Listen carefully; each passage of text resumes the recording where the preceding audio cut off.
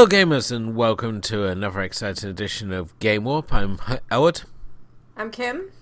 And tonight we are not only relaunching Game Warp, but we are also going to be talking about our favourite horror video games. And I'd just like to take this moment just, welcome everyone back to the show, because we've been away for a while now and it's we've been off working on various other projects and trying to, play around with a few ideas here on the show. So hopefully somebody went down and checked on the Stunt Gamer, because he's probably been down there for a while. So The Stunt Gamer has been working on his own stuff too. So it's been, he's been doing a lot of racing and a lot of, he's actually been streaming a lot of racing. And I will remember for the next time to add in his Twitch or something, so that anybody who likes racing games as such can go and, give him a visit.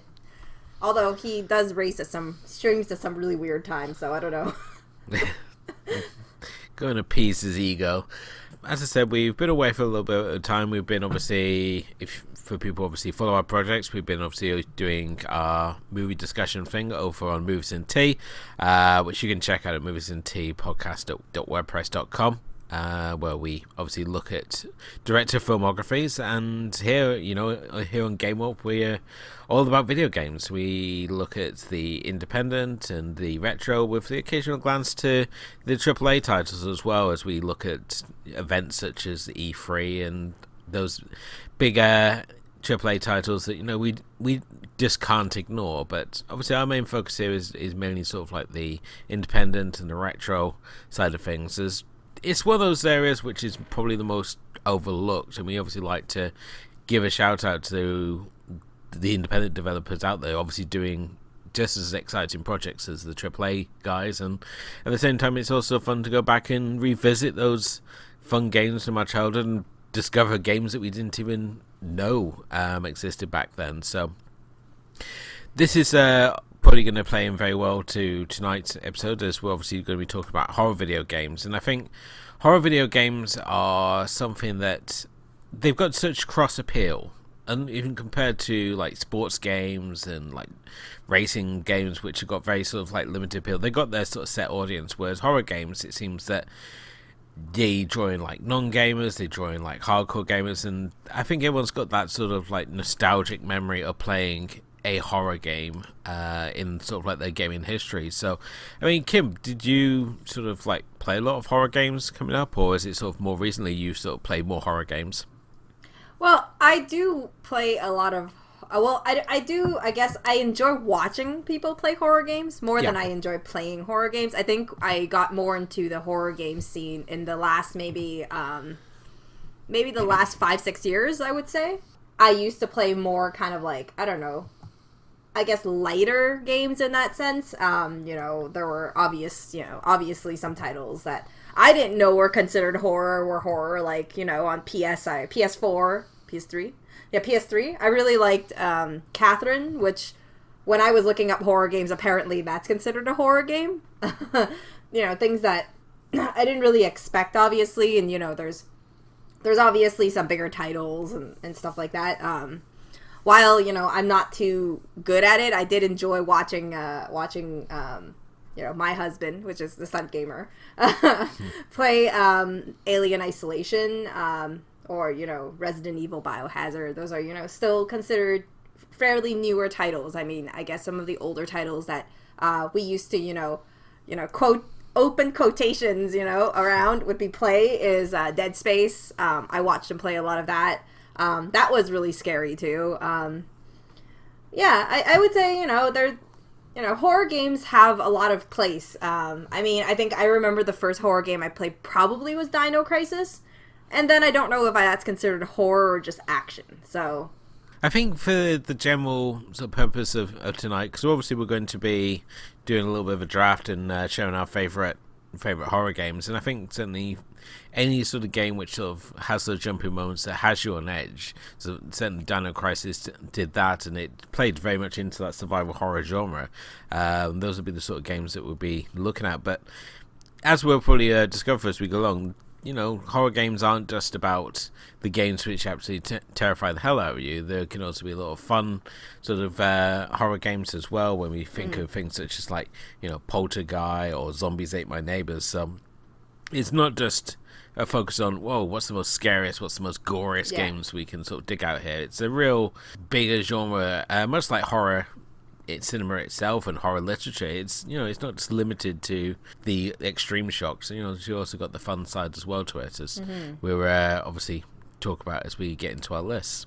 As always, if you want to get in touch with us and get involved with the show, you can follow us both on Facebook and Twitter, and you can also check out our archive. GameWarpBlog.wordpress.com, which I would like to mention is no longer our archive anymore. It's kind of our main site now. So, which is, to people before now know that we're kind of running things. This is the whole reason. One of the reasons why we haven't been, doing this as much, as we kind of like rebrand and reset, right? Decided to go in a different direction than we were going before, and now, we're out there, we're independent, and we're just Game Warp for Game Warp, rather than Game Warp as part of the larger project we were previously part of. So, but the nitty gritty we'll keep to ourselves. But yeah, words are exchanged. We can. Yeah, so it's hopefully gonna bring us in a really nice direction now, and to kick things off, nothing is better than horror, since we both really like horror in general, and I think one of our first conversations that we had was probably about horror movies. So talking about horror games is really on point here. Well, as we go through the list, we're obviously going to be highlighting our favourite horror games that we've been recommended as we threw it out to our listeners, and we got really good feedback from both our fellow bloggers and just fellow gamers out there, just the sort of games that they wanted. So we're going to be highlighting some of their favourites as well. But we're going to get now into our draft of this episode. So, I mean, Kim, do you want to kick us off with what would be your first pick? Well, I guess it seems to make sense to start off with something maybe a little lighter, a little cuter. So I'm going to go with one of the first games that really got me back into horror, which is a little indie game called Spooky's Jump Scare Mansion, where the main thing is it's a really, really silly game in a sense that it's created by Akuma Kira and Psycho Billy 2422. Made in Game Maker, which already shows how basic the game is already. The objective of the game is that you're in this first-person perspective, and you need to go through 1,000 rooms of jump scares created by this little ghost called Spooky. So I think about every 100 rooms or so, you kind of get through this, you have this change of pace. So during the process, you also get to meet all kinds of bosses and stuff like that.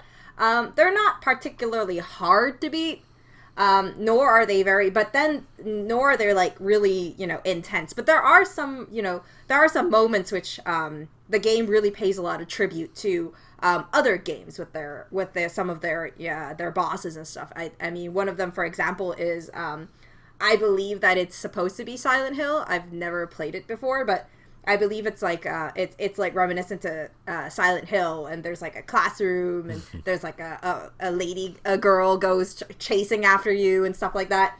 So a lot of it is also randomly generated, but I mean the majority of this is really just cute little terror. So you get like these things that start off very light, like these boards that just pop out of the wall randomly, and then that's your jump scare. Because you don't expect it, and you don't know when it's going to happen. So, so this is my first pick. Yeah, I mean, it's certainly an interesting game. It starts off so cute, as you said. You have the little boards that pop out, and it goes, boo! And then and the further you get into it, the more twisted it gets. And it's one of those, much like the Literature Society game that we've talked about. Doki Doki Literature Club. Yeah, where it's sort of, cute, and then the world suddenly gets a little darker. No, that's certainly an interesting title, definitely. So, for myself, I'm going to be actually going through my picks. We're going to be going by generation. So, because we've already got 5 picks, we're obviously going to skip over like the third generation stuff, which is obviously why I sort of come into gaming and with like my Amiga. And while there's obviously been horror games, I think as long as there's been video game consoles, we can like look back and see like the really questionable video game versions like Texas Chainsaw Massacre and Friday the 13th.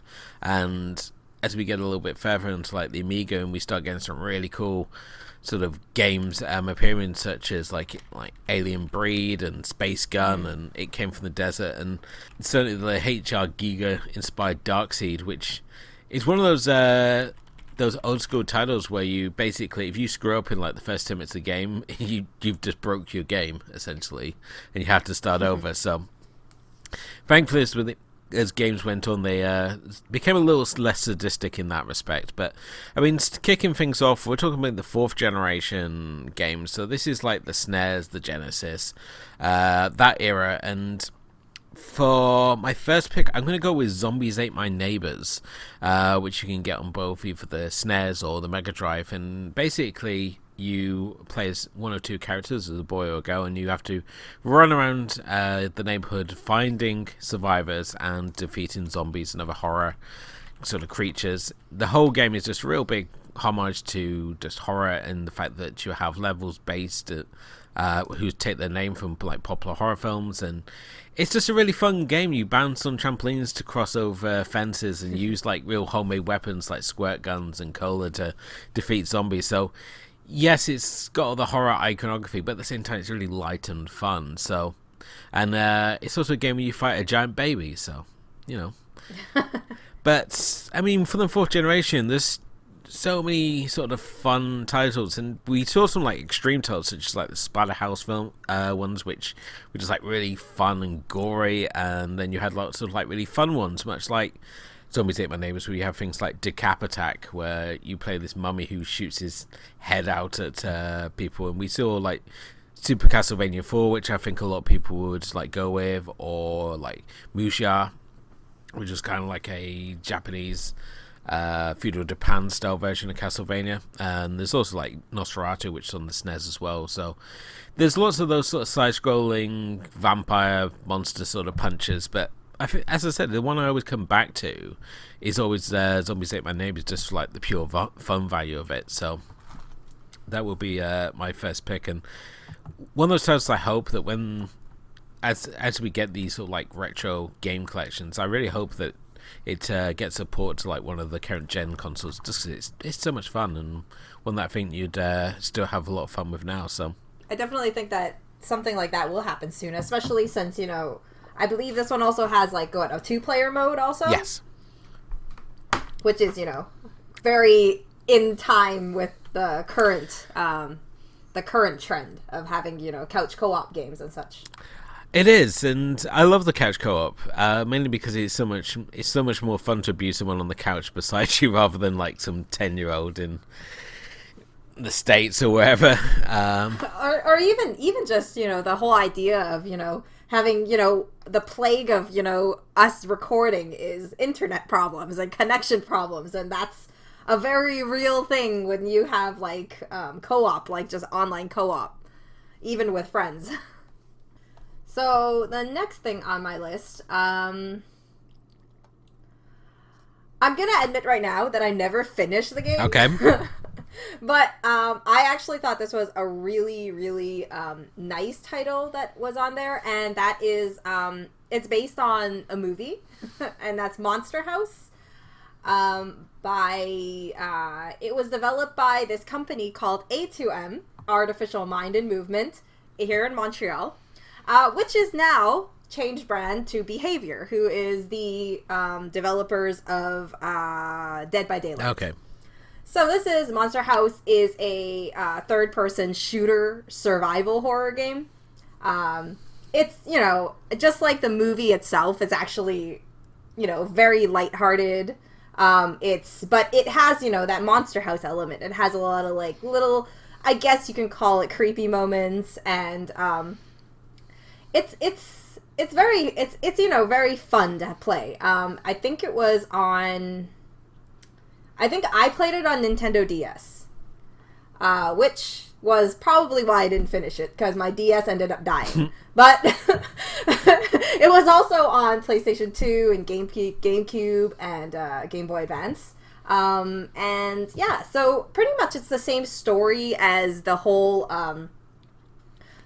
movie that I don't know if anybody saw the movie, but it was about three kids who goes into this house. And then they explore the many, many rooms. And then, the house is alive, so everything is moving, and there's bosses and little obstacles and stuff that they need to get through. I think the game wasn't super long, but, I mean, it still was based on a movie. So it had, I think maybe about 9 or 10 chapters or so in total. So there was like all these little cute little weapons, like water balloons and all that stuff, just like, how kids would attack, would bring to a fight against a evil house. I don't know how to describe it. Monster House is actually a really great movie. I don't know why it doesn't get the same sort of play, because I would have thought they would have really played to like the Nightmare Before Christmas crowd. Yeah, pretty much that's the deal. Is what I feel is that Monster House, because of the movie not having as much hype as, I guess, as anticipated, the game also didn't get as much hype. And actually, this is a really, really well done game. I started playing it, and it's like for a Nintendo DS game, it's actually very well polished for the amount of most people who play DS know that shooting games are not really its forte. It's really lame most of the time. So this one really works very well for that kind of for this type of genre, which isn't really the go-to thing you'd go to in any Nintendo console before the Switch, obviously. And even then, I can't think of a shooter that you play on the Switch. I mean, obviously you got the Doom port, you got the Wolfenstein ports, and you've got recently you got the Overwatch port. Splatoon, Splatoon. That's is true. A shooter game. I stand corrected. I love the fact Monster House is written by Dan Harmon, who obviously created Rick and Morty. So you got like the kids who they're sort of like, oh, we like Monster House, and it's like, what else did this Dan Harmon guy write? It's like, oh, this Rick and Morty, that's a cartoon. Oh no. Unless your parents like really cool and they show you Rick and Morty, so. But no, that's a cool pick.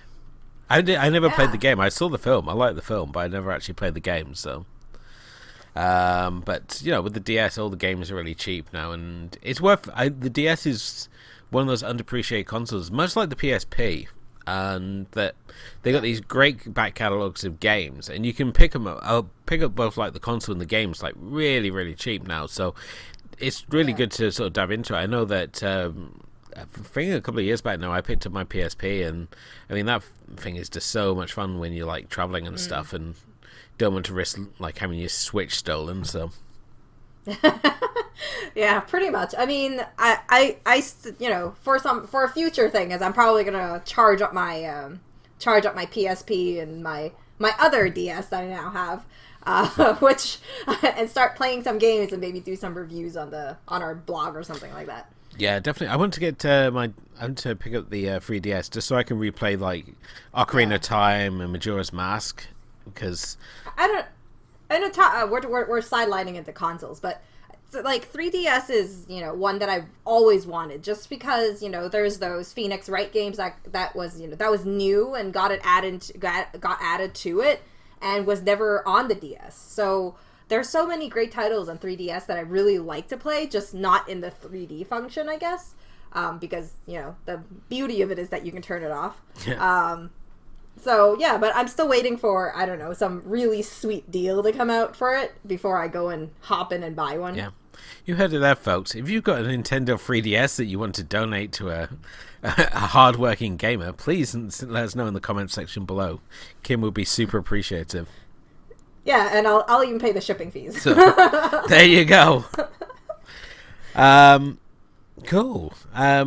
So what's your next title? Well, we're on to obviously the 5th generation games now, which is N64, PS1, and Sega Saturn.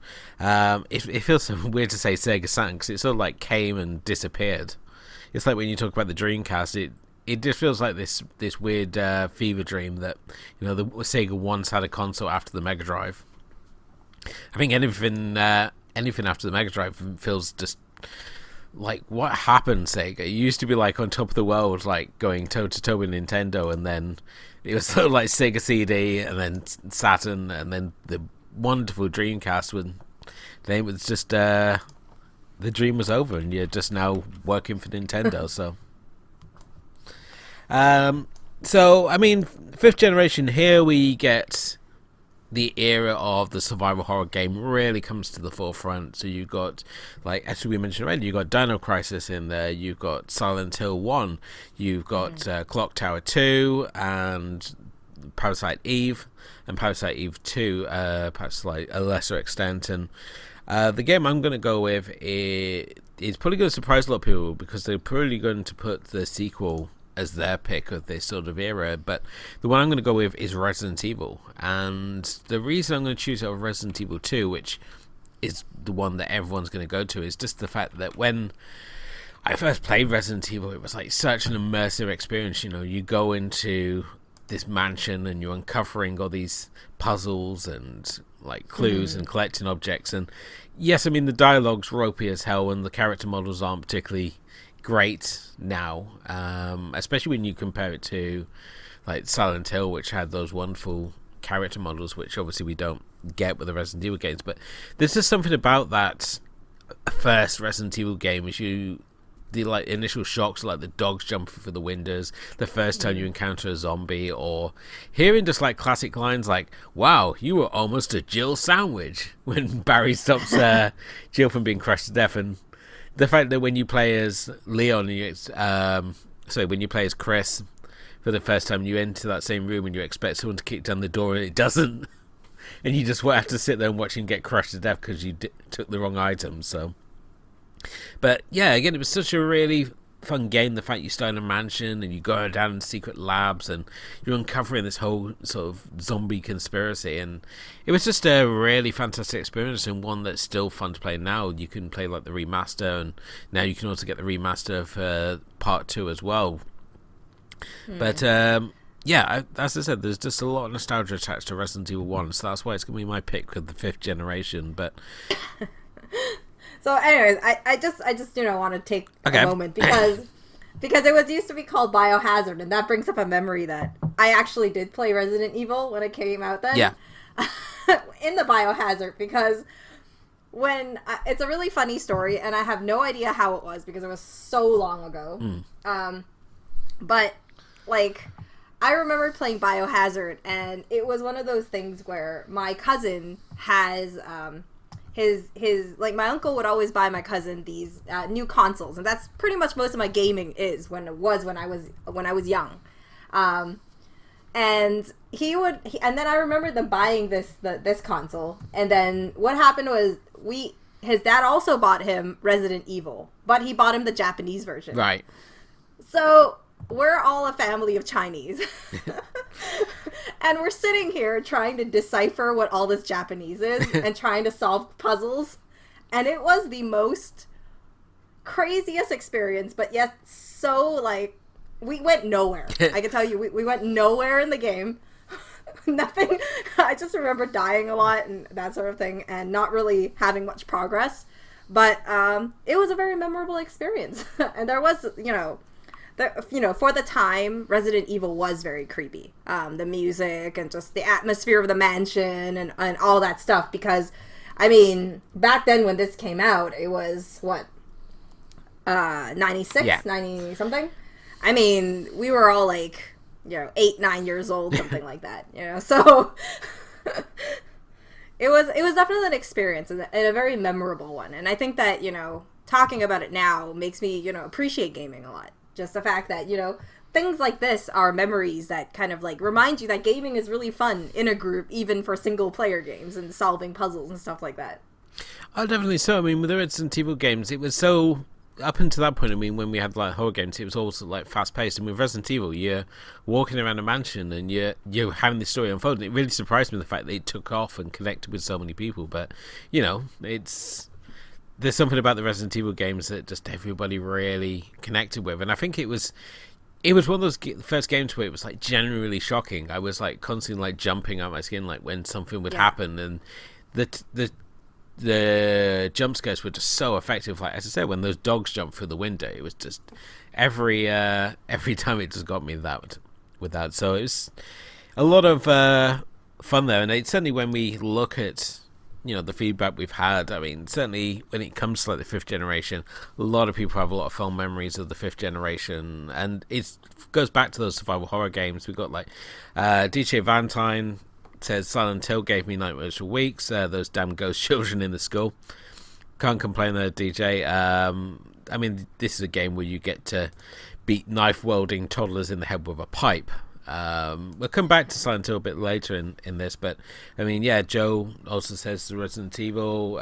Stephen over at the Asian Cinema Film Club cites say Resident Evil 2. So yeah, definitely a lot of love for the Resident Evil series, and as we saw it like go on, it's sort of like gone from the survival horror to the action games when we get to like Resident Evil 4, and now it's like first person games when we get into the latest one, the Resident Evil Biohazard, and it's an interesting, but obviously if like survival horror games weren't your thing, so if you weren't like a fan of like Dino Crisis and such, there were some other good ones. I mean, we obviously had Clock Tower 2, we had Castlevania Symphony of the Night, which is pretty legendary, as well as Medieval, which is now got the remaster version coming out very soon if it's not out already. So, and then there's some more clunkier titles that if you're more willing to put up with the less forgiving gameplay, I mean, you got things such as like Nightmare Creatures and Shadow Man, which are just fun hack and slashers. So, but Kim, what's next on your list? Oh, so many titles.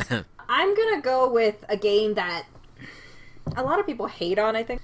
Yeah, so I'm gonna go with a title which has a lot of hate, I guess, in general. A lot of people nitpick on this title, mostly because I guess it's an indie game and a game from Indonesia. It becomes very, very like, I guess with all that there's a lot of like buggy moments and stuff like that. And this game is one that I recently watched a movie adaptation of, and that's Dread Out. So what makes Dread Out stand out for me is that it's developed by, obviously I said it's from Indonesia, so it's developed by Digital Happiness, and it's a Steam game pretty much. I think they were supposed to be ported to PS4, but it never happened. But Dread Out is very similar to a very famous title in Japan called Fatal Frame. Yes. And it uses very similar mechanics where, the main girl, Linda, what happens is that, she gets sent into this kind of like alternate dimension sort of thing. And she realizes that, I guess the story in general is that, she wakes in this place and she has to follow these things. And the only way she can fight these different creatures that she meets is by, she can only see them through her camera, so she can only attack them by taking pictures of them. And what's really unique about this game, and I think a lot of games that I have coming up probably, I might just mention them all at the same time right now, is pretty much that it's based on Indonesian myths. So the mythical ghosts and stuff like that. And there's a lot of, backstory on it, and it's really like a share of culture, while also being able to, show that kind of like, it's like a different kind of possession and paranormal ghosts and stuff like that. And, a lot of games are really, during, I think, those few years, a lot of games came out that were very similar to this sort of style. Korea came out with White Day, a labyrinth named School, who also did the same thing.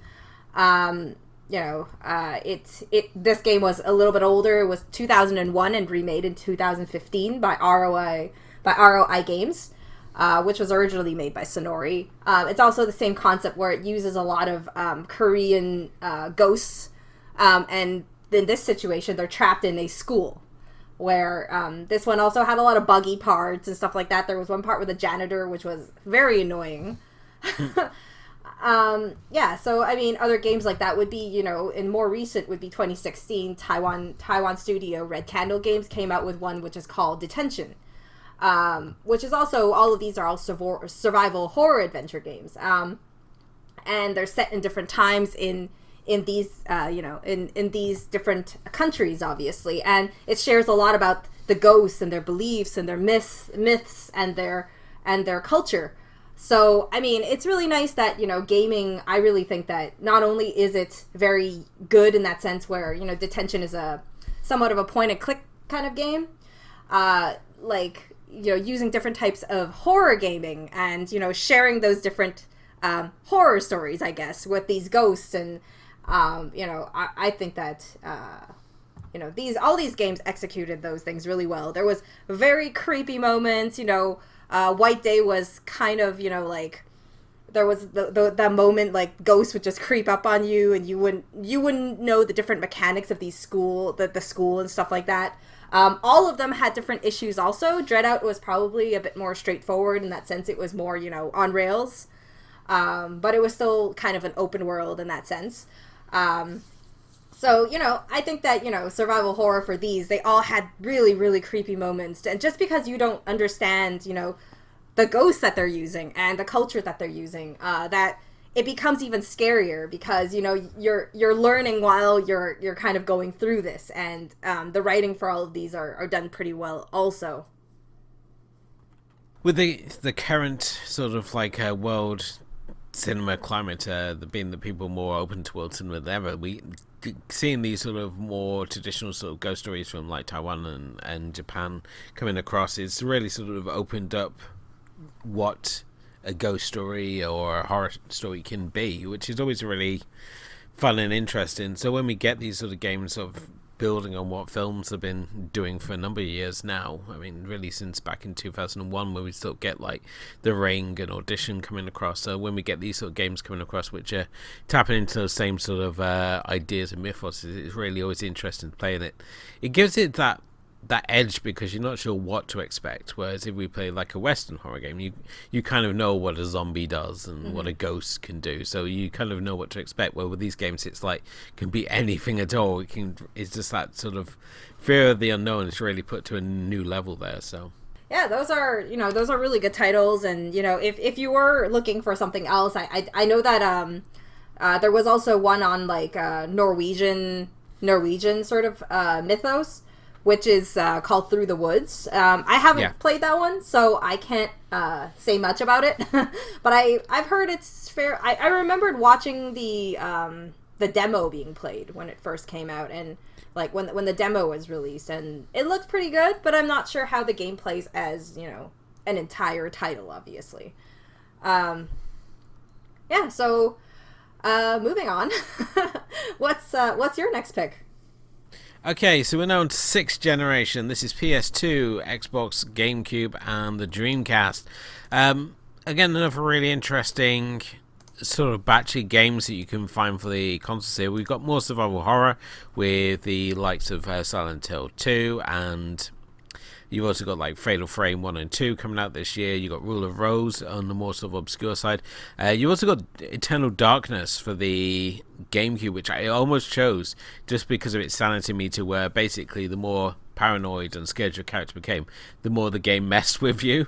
Kind of like Until Dawn in that respect, but Until Dawn never pretended that the game was broken or your TV was broken, which this game throws at you in one of its more memorable attempts just to generally fuck with the player. We also on the light swing, we saw Luigi's Mansion, very underrated. I mean, it came out on GameCube, so I wouldn't blame you if you obviously missed that, but we got Luigi's Mansion 3 coming out now for the Switch, and I think that's going to be a really great title.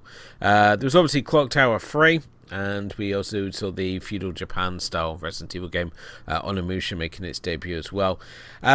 For myself, though, I mean, again, Silent Hill 2 is so tempting to put here, but I think the one that is going to stand out there is every parent's least favourite game, and that would be Manhunt from Rockstar Games, one of their one-shots. And here you play a convict who's sort of drawn into playing through a series of sadistic games as you go through each area, and you have to battle through various psychos and commit horrible, horrible murders.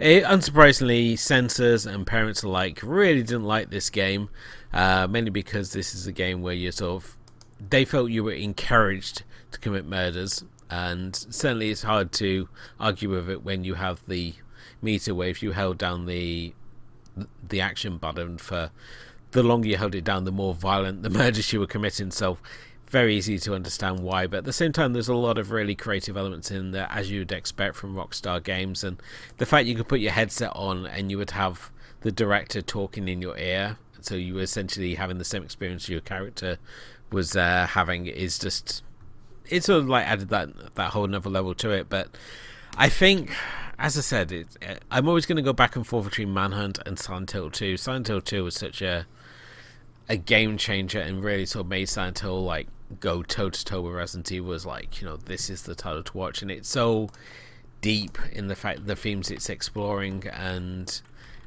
how well it did. The fact that you covered for the fact that the system can't render a whole town, so by having large areas of it covered in fog means you can cover for the lack of rendering. And even outside of like those two big sort of games, I mean, there's just so many fun hidden little gems on there, like Stubbs the Zombie for Xbox, or like Evil Dead Regeneration, and like the Thing movie adaptation as well, which I think we need to like sit down at one point and just do like movie tie-in games, because there's quite a few really great movie tie-in games that I think a lot of people have forgotten. I think the Thing would be one of those. But yep, if we're gonna hack it down to one, then I'm gonna say sorry guys, but Manhunt is gonna be my pick of the 6th generation. Kim. I'm sitting here debating my next game, so that's why I'm like, okay, so many choices. Okay, so I am going to go with my step back into horror gaming, like actual horror gaming, would probably be Layers of Fear. Layers of Fear is a 2016 game developed by Bloober Team. A psychological horror game. It's generally a game, this game is pretty much on rails. You go to the next spot, you change the house, you go through a door, you go back, the room changes. A part of me wanted to go with PT. And PT is also a phenomenal choice to go with, actually. To those who don't know, do you know what PT is? Do you know what PT is? Yeah, okay. I know what PT is. It's like just making sure. Some people didn't, so okay. So PT being the failed attempt to reboot Silent Hill, and now if you own a copy of PT, you can sell your console for megabucks because they took it off the store and it's no longer available. Yeah, pretty much. And PT is a power team up, pretty much, right? So, PT is such a great choice to add to this list, I think. But I'm just going to do a mention here because you will never be able to find it again, I would assume. Unless you're willing to pay some big bucks. But yeah, no, Layers of Fear had that very similar concept. It was very psychological. Definitely not as scary as PT. But, probably now going back, it might not be as scary just because everybody's abused that whole walking through the door and things change and going back and things change and looping hallways and such. But Layers of Fear is a bit different. It goes through this house that you go through, and you pretty much, you play this disturbed painter who's trying to complete his magnum opus. So he navigates through this place, and a lot of the secrets and a lot of his memories come back to life as you touch different items. So it is very much on rails in that sense, where you just follow where you need to go to the next room, and if you can't go through that room, you probably weren't supposed to go there. The door will lock behind you if you're not supposed to go there, and going to certain spots will trigger things. A lot of people gave this, don't find it very scary, mostly because there's not really like that actual physical danger or villain kind of threat. So the lack of threat kind of makes some people not feel this game is as scary. For myself, I thought the atmosphere was really great, and for a game to kind of like step back into horror and really like work up just exploring and just in that atmosphere and in that kind of like there's some kind of jump scares and it's kind of unsettling more than anything. I think that it's a really great project, and I believe this was probably Bloober Team's debut game, if I'm not mistaken. So this game is really really amazing in that sense, and it takes some really really disturbing twists. I have to say that probably it ends not too good. Like, I don't think the ending is as strong as the first 70% of the game, but I still think it's a very very worthy title as like a horror game itself. No, nothing to argue with on that one, but I think certainly it's if it could, the fact that we're never going to get to play PT, I think it's definitely a fair trade-off to go and play Layers of Fear. So, good choice, Kim. Next up, we got 7th Gen, which is PS3 and Xbox 360. So, this has been really popular, especially when we put it out there to the community. Sort of like the titles that everyone wanted to talk about, especially for this generation of consoles. I mean, certainly we had like Dead Space being brought up a lot, and I mean, Dead Space is a really fun game. I think I psych myself out too much because everyone's told me how scary it is, and I played a little bit of it, and it's kind of like The Thing but in space, and that's another. It just really knows how to work its jump scares. So I've kind of been building up, much like Alien Isolation, to just tough up and play it. But I played a little bit and I did enjoy it. But I mean, with 7th Generation, we've got sort of standout classics such as like The Last of Us. We've got Heavy Rain. We've got Dead Space, we mentioned already. On the lesser extent, you've got like Alan Wake. You've got some really interesting titles such as like Condemned Criminal Origins, which is kind of like a walking sim, kind of a first-person shooter, much like Fear, which also comes out on this generation of consoles. And if you wanted just like sort of the mindless sort of zombie bashing fun, you've also got Dead Rising, but still on to like the zombie track for myself. And yes, I obviously should. I mean, Last of Us is an undeniable classic, but I don't tend to view it as the straight up horror game that like compared to other games on this list, and that's why I didn't choose it. And while Heavy Rain would obviously be another strong pick, the one I went for was Left 4 Dead 2, which really built upon what we established with Left 4 Dead 1, a fun zombie first-person shooter, but I felt it was kind of empty. So when we had Left 4 Dead 2, it felt like they corrected so many of the issues I had with the first game. They had 4 characters that had like real interactive conversations. You had melee weapons such as like chainsaws and frying pans and samurai swords. And when me and my friends, we got fired from Borders at Christmas. Yeah, thanks guys.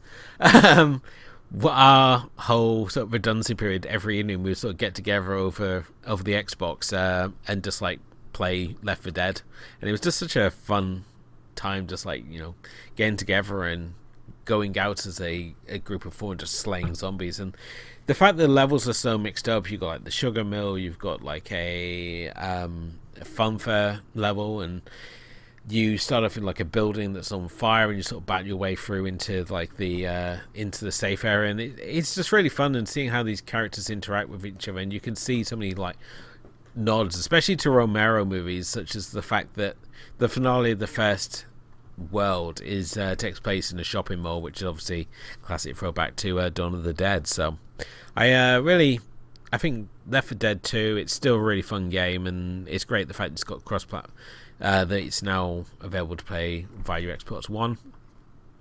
So definitely check that out if you haven't done already. So that now passes it back to Kim. So what have you got now? So what are you gonna what's your last pick for us tonight, Kim? Choices. Okay, I'm gonna cheat. I'm gonna cheat because I want these 2 titles in there, and I don't know how to do it properly. I've been cheating for the last few already, so I'm just gonna keep on the trend right now. Okay, so the last 2 are games that we reviewed on Game Warp, and I feel that these are games that we discovered, and which is why I also put them in the last group, because they're also the most recent games that I've been playing, or I have played. And I think both of them I actually played twice. So that would be Tarsier Studios' Little Nightmares, which is a puzzle platformer horror adventure game. And the other one is equally, like, I think both of these are so, I'm just going to say right now, is that both of these are just so deceptive in the sense that you would never imagine this to be a horror game until you're actually playing it. The second one is obviously our game of the year for the first year that we did reviews, and that was Oxenfree, which is a game that is like watching a comic, and yet it gets so creepy as you keep going that you just never expected it to take that direction. And I think both of these games really have that, kind of like, one of them is, Oxenfree is more of like a supernatural graphic adventure kind of game. It's a mystery by Night School Studio, which, Night School Studio after that game was on my map. Like, anything they did, I was like, I'm behind now.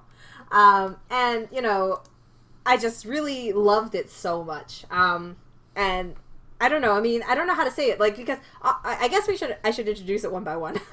So Oxenfree is a supernatural graphic novel adventure kind of thing, and it's pretty much these people that you get to choose their dialogue and how the game will progress. And you're on this island, and you have to you have to kind of figure out as you go along what happens, and as your friends disappear and things happen, you open something and it's like this new dimension sort of thing, and you trigger all these supernatural events that happen.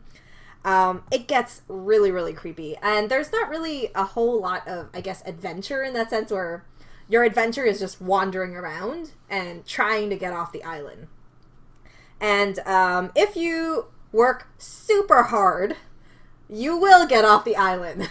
That was my whole second run that I did. I actually did everything right, and I figured out how to get off. So, work hard enough, you'll figure out what happens, pretty much. And Little Nightmares is, featuring this cute little yellow raincoat clad girl called Six. And she's on, she wakes up in, pretty much, I don't know, a trash thing or a room or something like that. And then she has to navigate with her little, fire around this place. And then she encounters all these creepy people, these creepy creatures, pretty much. I guess they're a bit deformed in that sense, or a bit odd. And you have to go through all these different, like, very, very, I don't know, how do you call them? Dangerous characters, dangerous bosses. Yeah. It's not your typical horror, but the concept that you're playing this little girl and these monstrous size, like, enemies is it just kind of ramps up this, the horror of it, bit by bit. Well, it's safe to say these are two titles that definitely would have been on my own list, so thank you for picking them both there, Kim. I mean, Oxenfree, that just ties into this whole idea of pastoral horror, which we've been discussing off air recently with, like, Millie Martinez's K-12 project that she just put out, and then you've obviously had more releases such as, like, Paradise Hills and Make Me Up. Mm-hmm. So this idea of pastoral horror that seems to be slowly seeping into horror, which I'm really excited about, because I think it's taking horror in a really interesting direction. And Oxenfree is very much the same. Everything's all, like, nice, and it's cute characters and pastel sort of speech bubbles, and you pick the little dialogues, and you don't realize until you get in that just how much impact, like, what your conversations you have with characters have. Mm-hmm. And then the ghosts turn up, and there's some moments where it's, like, so genuinely effective in that game that it just really so many paranoid. I don't think winding up a radio has been as scary as it has with Oxenfree. So certainly I'm looking forward to After Party when that comes out soon. So definitely excited. That's going to be like a day one purchase for myself. Yeah, definitely. so it's definitely something to expect because we'll definitely be reviewing that one. Um, But yeah, Little Nightmares again. Why are more people not talking about Little Nightmares? It's available now on the Switch as well, so which I think is like the perfect console for it, as it's just such a beautiful game. It looks like you're playing through an animated film, so kind of like Dragon Slayer, but you actually have full control over these characters. And as you said, you play this little girl called Six in a raincoat, and she has to work her way up through the bowels of this ship. And as you go, there's no actual like dialogue or anything like that, so you sort of piece it together, and that's really sort of the fun of it. Much like when we looked at Inside, the fact that you come together as fans and you like piece together all the mythology, and seeing these grotesque characters such as like the cook and the cleaner, and they chase you around this world. And certainly when you get into like later levels and you're like running along the table and there's like these characters trying to grab at you, certainly it's that's a game which took me in like so many interesting and surprising directions that if you haven't played Little Nightmares, definitely pick it up now. It's just awesome. Yeah, and especially because like Little Nightmares got a iOS release for mobile. Unfortunately, nothing is set for Android yet. It's supposed to be a different game, pretty much. And then, we have the sequel, Little Nightmares 2, announced for 2020 release, with no set date yet. So it's definitely the time to check it out before the sequel comes out. Well, the final pick for tonight, we obviously come up to date now with the 8th generation, which is PS4 and Xbox One, and you'd also include like the Switch in this as well. But I mean, the Switch hasn't really produced any horror games to talk about, so we can't really discuss that. Although you can obviously talk about Doom, I guess, which has the reboot of Doom has been fun, but then again, all the Doom games have been fun. So, but obviously in this we've got like Alien Isolation, which again has been a really popular pick with the listeners obviously responding to us. I mean, like Heather Baxendale over at the Milfcaster highlighted it, and with Alien Isolation, I mean, it's a game that I still haven't really got into it just because I freaked myself out as soon as the alien turned up, and I was like, nope, I'm done. The first scare is like, it was like, yeah, I'm not playing this by myself. You're sitting down in the lounge by yourself and you just like freak yourself out. Yeah. So I might have to see if I can convince my wife to sit in the room and just sit at the computer while I play it. And the fact you can make it an Oculus experience as well if you're like super sadistic and like want that fully immersive experience, though why does anyone want to make this a 3D game? Because I don't want to be more immersed than I already am in this game. But yeah, well, the stealth elements of Alien Isolation is definitely very strong here because the alien the alien design is very smart. So you can't, abuse it too much of hiding somewhere a lot or whatnot. The game is still fairly lenient because, the different difficulty levels that you get. But, the game itself is very unnerving. And as you go deeper in there, there's, you never want to be caught, especially once, you start going through the vents and stuff like that. It's a whole different experience, I think. yeah, I think the fact I'm so early into Alien Isolation and recently wasn't my number one pick. I mean, you got Bloodborne, which is obviously the same field as like Dark Souls, the get good gameplay, which I suck so bad at. So it's just dead all the time, dying all the time. That's not a fun gaming experience to me. So the only thing I'm getting is get angry, and then get a new TV, which we don't want to head in that direction yet.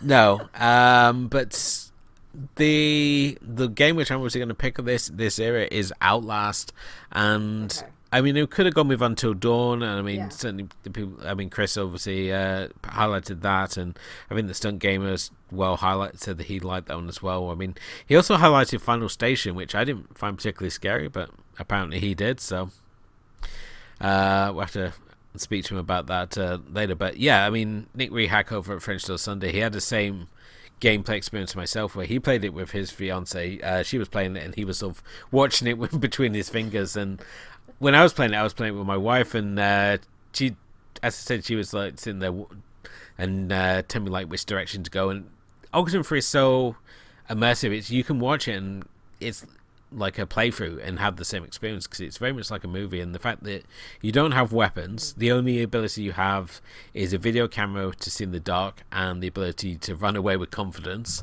which you will be doing a lot. And it's so much more than like these jump scare like gamers out there, you know, people like PewDiePie and whatnot who just sit there shrieking away playing it. It's so much more to it. It's a beautifully designed game and a very immersive experience, and one of those few games where I've finished it and then immediately bought the DLC to just play more of it. The first game is just absolutely standout experience and one that's well worth checking out, although it is absolutely terrifying. Definitely. So much like Until Dawn, which I can only play a chapter at a time, and the one I'm looking forward to showing my wife next when we have our anniversary on Halloween. So that's going to be our anniversary plans. We're going to sit down and play Until Dawn. So I'm going to have her make all the choices and see if she's like as sadistic as me, where you like let your sister go at the beginning to try and save Jonas. Well, it's more like an idea of, you know, me and the stunt gamer was he finished playing it and then we ended up comparing who we ended up saving and what was our end game. You know, did we save anyone? Did we kill everyone? What happened? You know, and some of the bad choices either of us made in there, and it's such a. I find games like that is so great because it's like you're watching a movie, and yet you can still, you know, combine together to make it a collective experience. And, you know, I mean, if you haven't played it yet, the PlayStation has those, those co-op games that you play on your phone. Anyways, there's one that's called Hidden Agenda, which I think is done by a fairly popular team that I don't remember. What game did they do before? It's by Supermassive Games. It's the same guys who did Until Dawn. And it goes up to, I think, 4 players, and you connect through an app on your phone. And it's, you have to, you know, someone in there, I think, has a hidden agenda or something, and you have to make choices, and you have to solve these crimes in order to, for a case of a serial killer. It's not a horror game; it's more of an adventure game. But it's definitely something, you know, that's very fun to play as you know, a group of people, and it's like a couch co-op experience. Before we get into the, is there anything that we haven't discussed this evening that you wanted to mention at all?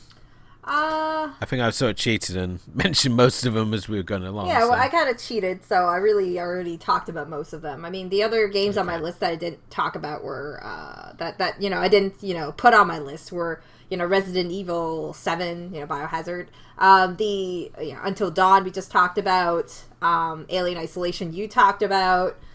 Dino Crisis was mentioned. Catherine mentioned earlier.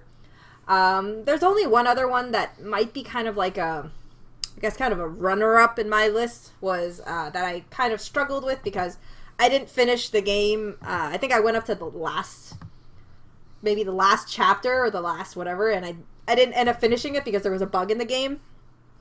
And that was a game called White Knight. Okay. Which is an indie game as well. It's black and white. It's about this detective that ends up stranded in this house, and he's just kind of like this It's kind of like a haunted house, and he's walking around and with his like little lighter, like his little match, because it's back in like I don't know the whatever decade before, like the 30s, 40s, something like that. And he's just walking around with his little match, and it's a play on like light and dark, which brings all the fear because you can't see what's going on unless he has it lit and you're solving these puzzles in the dark. But the issue with this one was it had a lot of buggy moments and a lot of like really really hard to solve puzzles, and just some moments were just so difficult to figure out that I think that was one of the reasons why it didn't end up on my list. But it is a pretty good game if, you know, you didn't get a bug and not be able to finish the game. Definitely so. As always, if there's a game that we haven't mentioned tonight, or you want to let us know via social media, we'd love to hear from you as well. And you can definitely also let us know over on our blog, which is gamewarpblog.wordpress.com, where you can find not only our archive reviews, but you can also find old episodes of the show as well. But wherever you happen to be listening to us, you know, please do hit the like and subscribe button, so leave us a review. It all helps raise the profile of the show. Just going through just some of the ones that we haven't mentioned, which obviously you guys have brought up as well. Again, Tim Palmer over on the Asian Cinema Film Club and Guido Ramblings highlighted Ghouls and Ghosts, which is an old school title there, and I think a lot of people never finished just because it's so tough. But you know, if you can master that game, you really were the king of the arcade.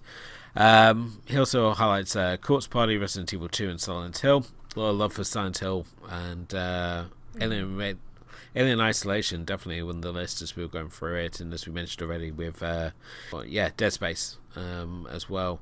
Bubba Wito for Flight Tyson Movie Nights says Fatal Frame series, especially number 2, Crimson Butterfly. Fatal Frame is an interesting game because of the fact you're using a camera to hunt ghosts, and for that respect it's one that's worth checking out definitely as well. And finally we also have Parker from Junk Food Dinner, who highlighted, much like myself, Zombies Ate My Neighbors is one of my favourite games ever. Resident Evil 2, as well as the first season of Telltale's Walking Dead, is amazing. For some reason we didn't touch on any of the Telltale games like Wolf Amongst Us or the Walking Dead games. I've only played like a little bit of the first Walking Dead game, and it doesn't help the fact that the ending of that first block of gameplay was so spoiled by everyone. Now it's like, you know, the greatest ending ever, and it's like, oh, cheers guys. Yeah, well, I'm like the, you know, the person that the you know, the maybe 1% in the world who's never watched any Walking Dead. So I've literally watched like 10 minutes of it. So you can see how Telltale games of Walking Dead wasn't the, you know, most appealing thing on my list. So that never happened. And as you mentioned, Wolf Among Us, that's not really a horror game, I would say. It's kind of, you know, a bit gory, I guess, but not really a horror game. It's more of a mystery. I'm really hoping that they work out something with the Telltale games, because obviously talking about they're going to bring out Wolf Amongst Us 2 at the moment, and there's other... They had some really grand ideas, and then, you know, before all the financial issues or whatever happened. It's kind of up in the air, because they keep saying they've got like these final sort of titles that they're coming out for, and every time they sort of mention, oh, we're going to be like doing the final Walking Dead game, we're going to do like a second Wolf Amongst Us game. The one I keep hoping they're going to do is just like, oh, do another Tales from the Borderland. So it's just so much fun. So that I just keep hoping that they'll work out some sort of deal there with the property. But and we also have Bendy and the Ink Machine got mentioned already, which I haven't played. I don't know if you played that one, Kim. Bendy and the Ink Machine is a good idea. I like it. I like chapter 1 a lot. And then it kind of goes downhill. Like, really fast downhill. Like a lot of fetch quests. A lot of, you know, that sort of thing. You know, the art itself is great. Yeah. It's very, you know, old school animation. And I think that's, you know, the art and just, you know, some of these little unsettling moments are really there. The first chapter is by far, obviously, the best one. It plays a lot on the old kind of Disney style. You know, there's a character called Boris, which is very similar to the old Goofy. You know, Bendy is kind of everywhere. There's, you know, kind of monster version of it, and the creatures are a bit creepy, but, you know, they're made of ink, so, you know, it's kind of like, I'd categorize Bendy and the Ink Machine more like not as intense as Little Nightmares, but somewhere like I don't know, like a Monster House or something. Like very light horror. Awesome. But definitely, there's creativity. Like you can definitely check it out. I'd say to check it out if you had it on access somewhere for, I don't know, free or something like that. That could be a nice, a nice little game to check out. Awesome. Well, there you have it. There's our list. I think we've not only highlighted our favorites, but we've touched on quite a few of the many horror games out there. And I think, as I say, it's such a varied sort of selection of horror games out there. There's really something for all sort of tastes, and plenty of games that still stand up now. Which is always good to see, because the problem with a lot of retro games is that you have fun nostalgic memories, but you forget those wonky ass controls that you used to put up with because you didn't know any better. I mean, there was a time when it was actually quite shocking the fact you could look up, and that you had one control, one stick made you look up and around, and the other moved you around. What craziness was this? But I'd like to thank everyone for listening, obviously. As I said, we hope you enjoyed tonight's episode, and please do let us know your favourite games. We'd love to hear what they are, and as I said, if you haven't done already, please do hit those like and subscribe buttons wherever you happen to be listening with us. But also, thank you to my co-host Kim, and thank you everyone for listening, and we will be back soon with our next episode. But until then, good night.